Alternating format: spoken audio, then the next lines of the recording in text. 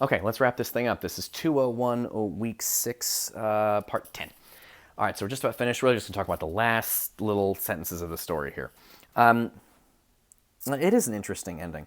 Greta was becoming livelier. With all the worry they had been having of her late, her cheeks had become pale.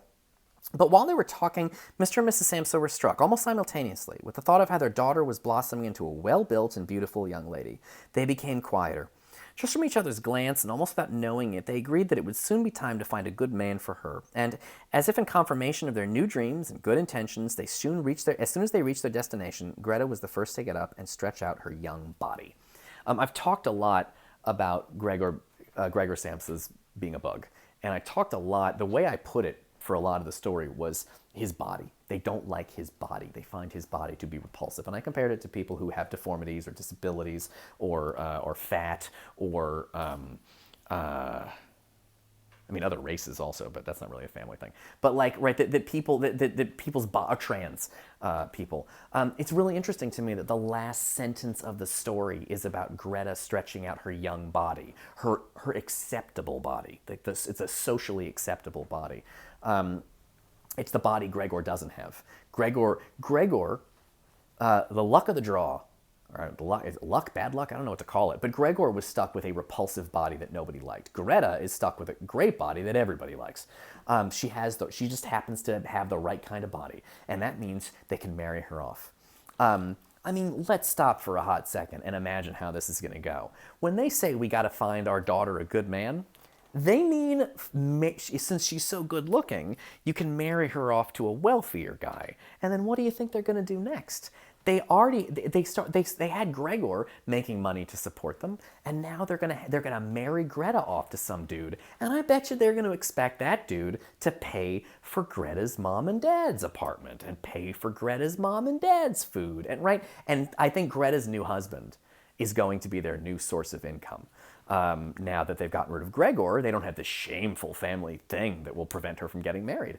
And I think what is truly fucked up about this is it is about the older generation living off of the younger generation, which is not how it's supposed to go. Older people are supposed to help younger people find success and happiness in life. But Gregor's parents have it going the other direction. They use their children, mostly Gregor, but then at the end it suggested Greta's going to get a husband just like Gregor had a job, and Greta's husband's going to pay for the family life just like Greta's husband's going to pay for the family life just like Gregor paid for the family life. They are essentially the kids, parents are supposed to help children move forward in the world, but by expecting the children to pay for everything in the parents' life, it's going backwards. The parents are supposed to have kids, but here kids are helping parents at the cost of the kids' own happiness in life. I'm going to say something completely ridiculous, and then I want you to completely ignore me. This is one of the craziest things I've ever said in a classroom. Franz Kafka's The Metamorphosis is a little bit like the movie Tenet.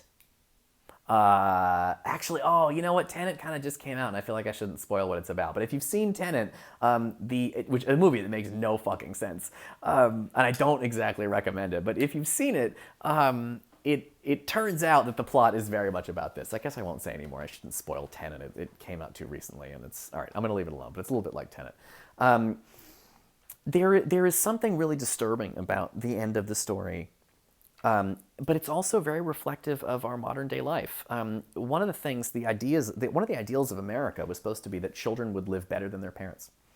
But the world that my parents built, my parents grew up with all kinds of cool economic advantages in America.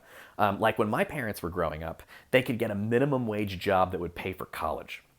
And my parents' generation created a world where that is no longer possible anymore. Why did they do it? Because there was more money in it. So for example, they made education really expensive so they could make more money. And so like my parents' generation had all of these advantages, and then because they wanted to make as much money as humanly possible, they wrecked the economy so that none of the so that my generation and your generation finds it much more difficult to have like an economically happy life because of what my parents' generation did to the economy.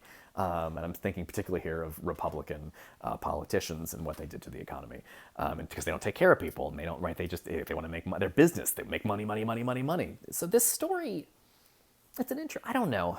I know my students hate depressing stories. They want happy endings. I know you wanted to have a story that you could escape into and imagine a better life for yourself. And I know I didn't give you that. But you have blockbuster movies for that. You can go to the movie theater. Well, not the movie theater, but you can rent movies that will make you feel like that all the time. But I hope that you can see the value in spending time with something like this, which certainly it's not a happy story, but it's interesting and it gives you a lot to think about. And it connects to there's so many, in terms of theme and metaphor, it's one of the richest stories I've ever read because there's so many themes and metaphors going through this thing. I can't even remember them all to list off, but you watch the videos, you know what I'm talking about. There's a lot, this story is about a lot of things.